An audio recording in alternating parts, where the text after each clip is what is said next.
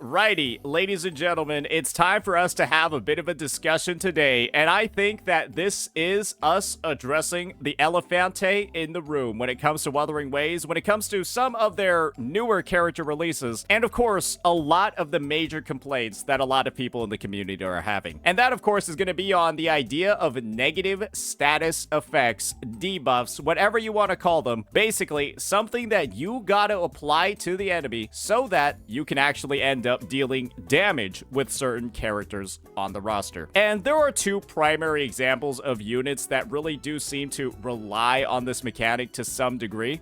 Some more or less than others. We've got Cartithia, right, who was just released in this version, who has that built-in aero erosion synergy. And then, of course, we're gonna have, on the other side of the elemental table, we're gonna be having Zani, who's over here, right, and requires Spectro Frazzle to give her Blaze that she then goes ahead and uses to deal damage to enemies, right? And the release of these two characters alongside their best-in-slot supports, right, Chakota for Cartithia, and then Peebs for Zani, the release of these four limited characters have caused quite a bit of a disruption in the Wuthering Waves space. The game as a whole is still balanced, rest assured. You're still able to clear with pretty much everybody else. It's just these characters only unlock their full potential once you do pair them up with certain other members on the roster. Not unlike any other team in the game. So with that, that's our bit of a rundown of the current negative status effects. And the unfortunate part about it is that a lot of people feel like, due to their inability to unlock that full potential of certain members of the roster, that this needs to be addressed. And this is the thing. There have been a lot of suggestions floating around, and I wanted to get into the nitty-gritty of all of them to talk about their overall impact on the game, whether or not Kuro would actually decide to implement them, and what it could mean for design in the future. So with that, why don't we just get started off with the very first one? And I think this is the most easily doable, and I also think it's the one that makes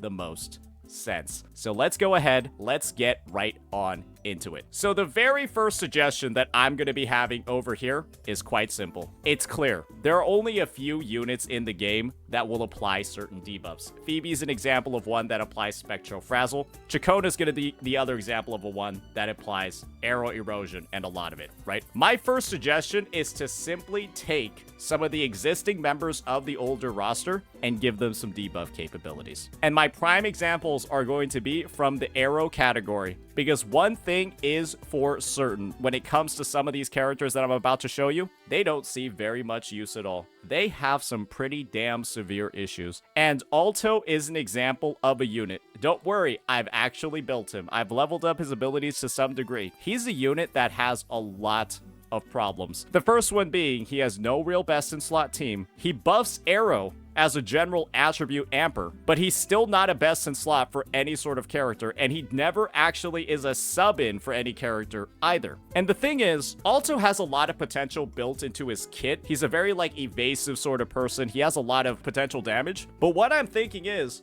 why doesn't he just have aero erosion built into his forte circuit? One thing that he does is he collects up to 6 drops of mist. You know, we'll just get some gameplay of him to actually demonstrate what we're talking about over here. One thing that he does, right, is he'll generate a couple of bullets. We'll just get this mimic over here, right? You'll see that he generates this forte circuit, right, in a variety of different ways. And then he can dash through a gate to go ahead and, well, shoot off these little bullets right at the enemies. Wouldn't it be really interesting if this character with these forte enhanced bullets applied aero erosion? That would be something that he could definitely take on. General aero attribute amper while also applying aero erosion at the same time. And this sort of kills two birds with one stone. A, it provides that solution to a lot of Cartithia players where they maybe don't have the Chakona, but they still want that ability to, you know, build up stacks of erosion. It gives Aero Rover, if you don't have Chakona, a way to reliably get up 6 stacks of erosion for Kartithia to actually use. And second, it ensures that, well, when it comes to different bits of content, Alto is still going to be strictly worse than Chakona, especially when it comes to AoE, because his ability over here is like entirely single target. It's really fast to get the 6 misdrops. He could have some of the fastest erosion application in the game, but it's only for one target. And that still makes his role very differentiated, gives him some strengths and some advantages in like some boss content, but for content that's like multi-wave or has a lot of enemies at once, he's still going to feel very lacking compared to Chakota, who can apply erosion in AoE to a bunch of enemies at the same time. And so I think that this would give him a specialized use case, would actually give that synergy to the Kartithia team, because right now, Aero Rover Alto with Kartithia is like okay, but not the best thing ever. And this would just elevate it. It would give him some additional DPS, especially in teams with Jian, and also give people a reason to upgrade to a Chakona as well, because of how single target oriented his kit is. And that's just one example. The next one that we'll be talking about is, of course, another Aero character on the roster that, well, let's be honest here, she's dog shit. She's fucking terrible. And the main thing is that she kind of provides not very much at all, and she takes way too long to do anything in her kit. And so my suggestion for Jianxin is pretty damn simple. It's all going to be based around this Forte circuit. What this Forte circuit does is that when it goes ahead and you have it full, you can hold down your heavy attack and you'll end up twirling around in like, you know, twirling around energy in a circle for a pretty extended period of time. We'll just show it off. And your reward for getting off a full charge is a progressing shield that gets stronger and stronger as you charge it. The unfortunate part about this, though, is that you have to stay on her the whole time, and this doesn't generate that much concerto. My suggestion is pretty simple. A, let Jianxin actually swap off while charging this thing. She generates it somewhat fast. Let her actually swap to a different character on the team, and this thing will keep charging, and make it apply 6 stacks of aero erosion during the charge.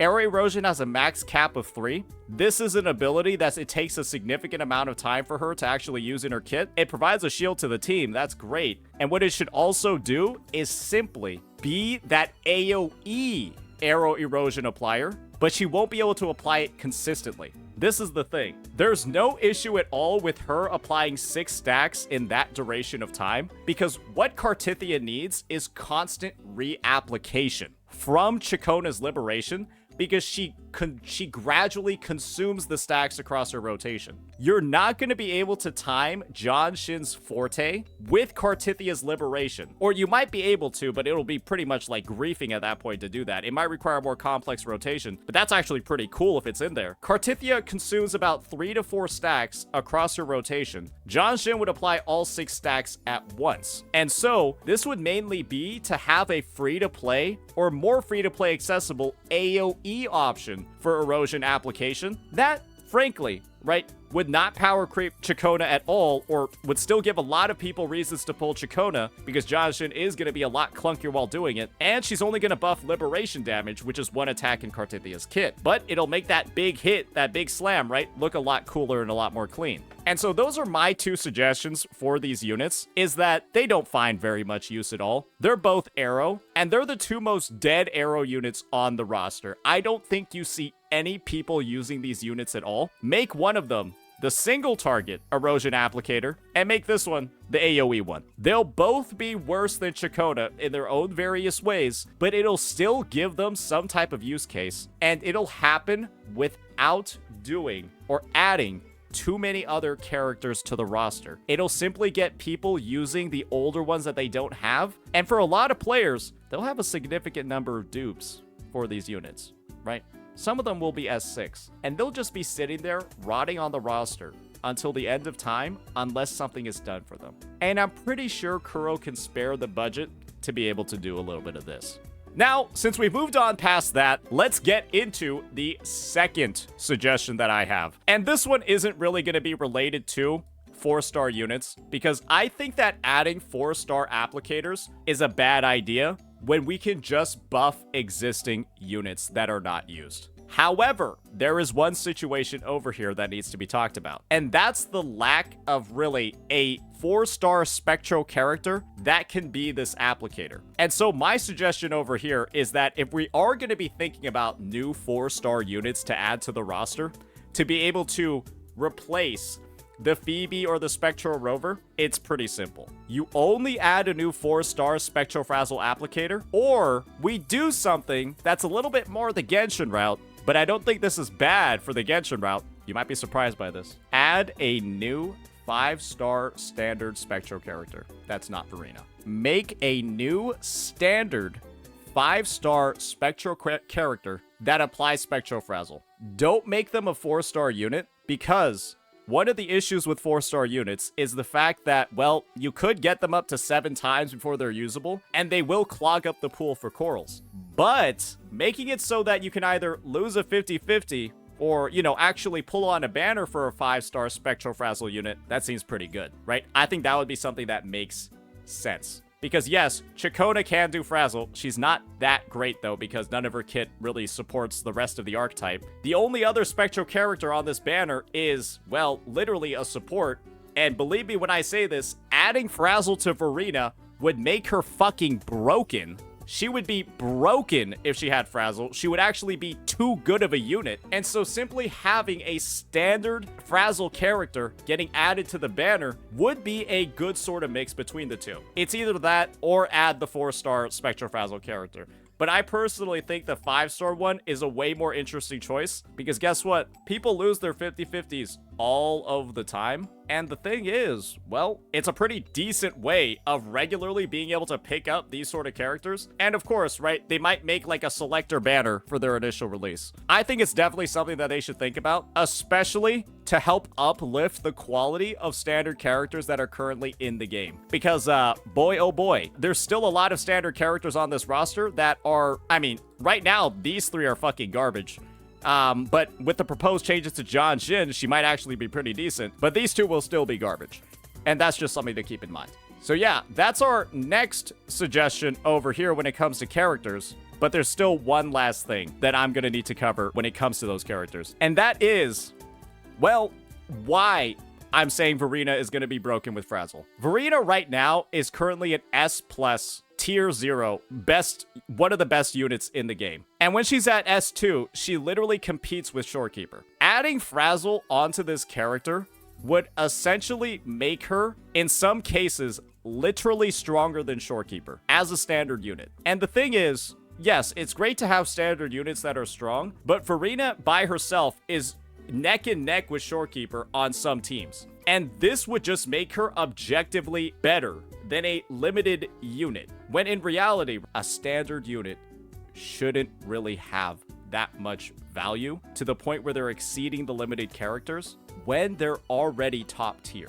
That is kind of just unbalancing the game even more, which is something that we shouldn't really be asking for a kit this overloaded just because the unit's on the standard banner. She would literally have too much stuff in her kit. She's already strong enough. So that's why a newer character makes more sense for this archetype.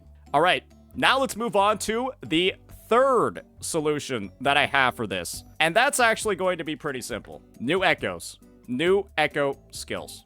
And this is the thing, ladies and gentlemen. I would want these echo skills to be either related to a 3 cost or related to a 1 cost. And they should only be available on sets like Gusts of Welkin, like Moonlit Clouds, like Rejuvenating Glow, and of course, Empyrean Anthem. Maybe, potentially. And the idea is that these echo skills that would apply X number of stacks of erosion, I don't know the exact amount, they can find a way to balance it themselves, is that you wouldn't want them on a main DPS character whose job is to actually deal damage, and they should actually show up on the more supportive sets that people might have. And the idea is that, yes, they should probably be the worst way to apply a status effect. Okay, I know I said I wasn't going to say the number of stacks, but it should be like 1 to 2 stacks of aero erosion, and then like maybe 5 or less stacks of spectro frazzle every time they're applicated, or every time they're applied.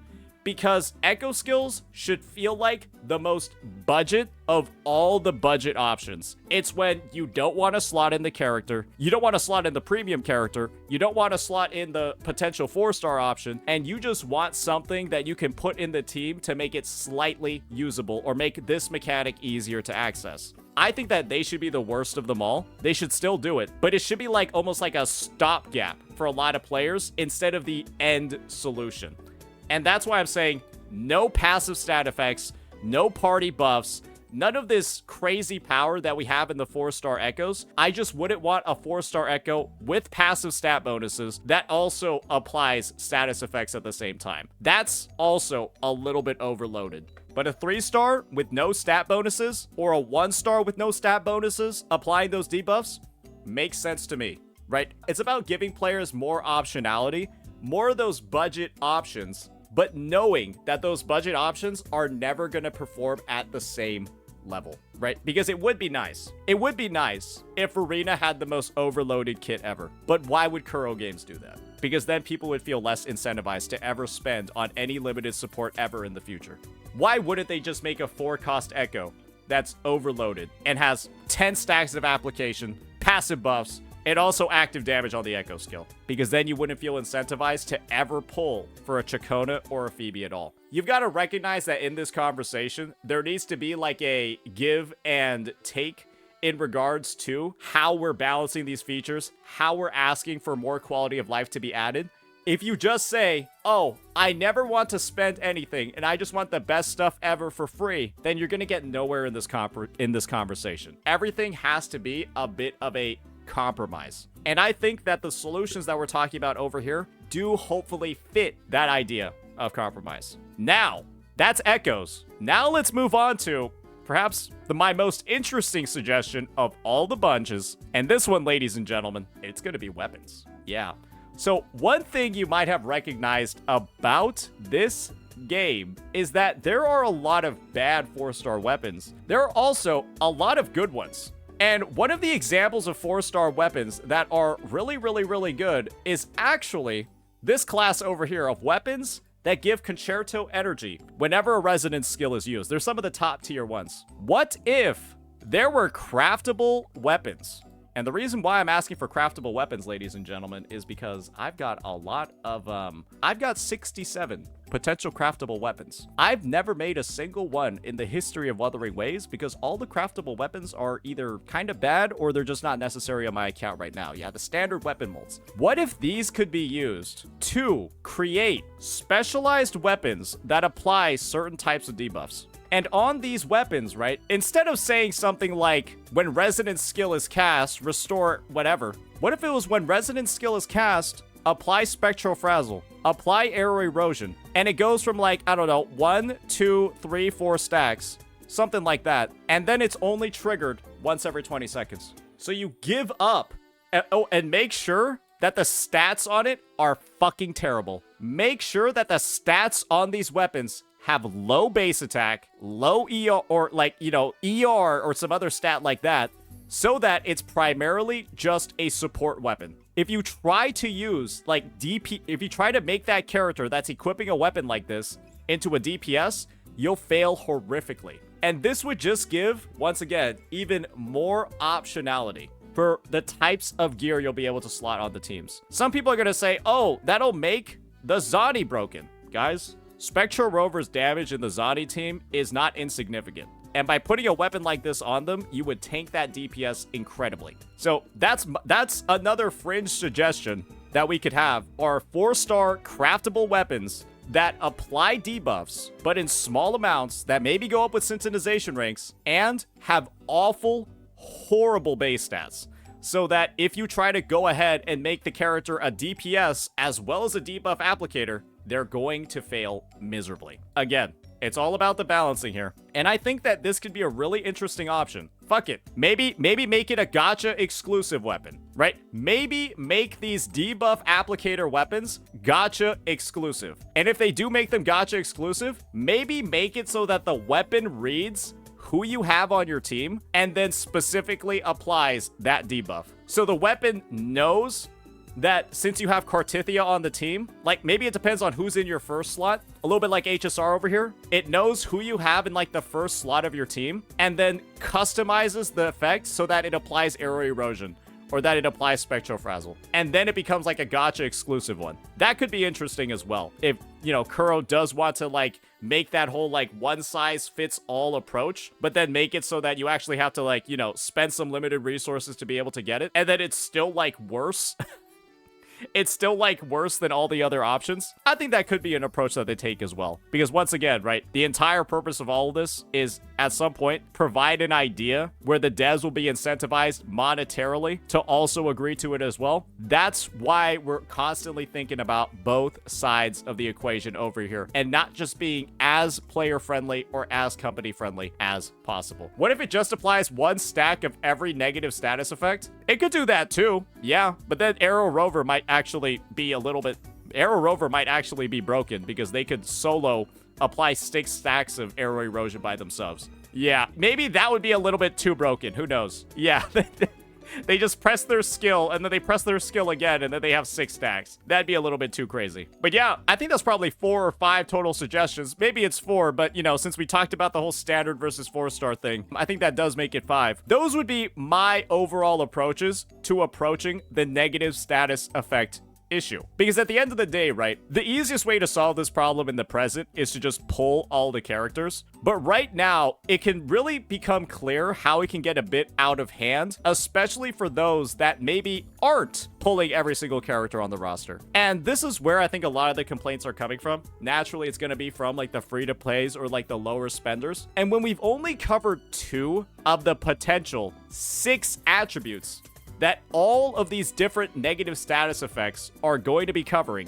then at the end of the day, right, it's probably easier and it's probably better to get a bit of a head start on how these things are going to become more accessible so that, let's just be honest here, less people begin freaking out about this sort of stuff. Because I think that there are a lot of creative ways to tackle this issue. I just think a lot of people have been thinking about the most basic ones that oftentimes can create more problems than they're actually solving. And so hopefully this approach has made a bit more sense. So with that, let me know what you all think about this, all these ideas. Peace.